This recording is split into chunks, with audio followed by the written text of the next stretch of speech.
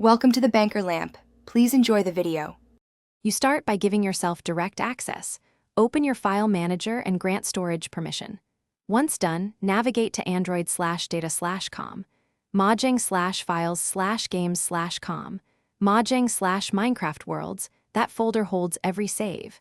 Make sure hidden and scoped access options are visible so you don't miss nested folders. Each world is a unique folder named with an ID. That's important for restoring later. Now copy the exact world folder you want. Don't move it. Copying preserves the live save so Minecraft can still run while you back it up. Next, compress the copied world folder into a single archive to reduce corruption risk and keep metadata intact. Once compressed, rename the file with a clear timestamp and the world name so you can track versions. Now use the Android share sheet to upload the archive to Google Drive, OneDrive, or copy it to an external SD card. Pick 2 locations when possible.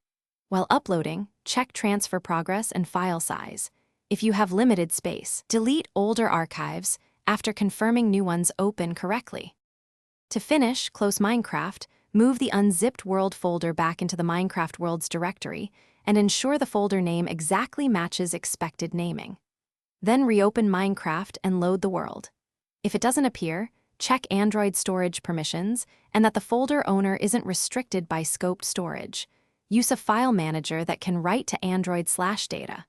If things go wrong, restore from your second backup copy. Regularly verify your backups by loading them on another device or after a fresh install.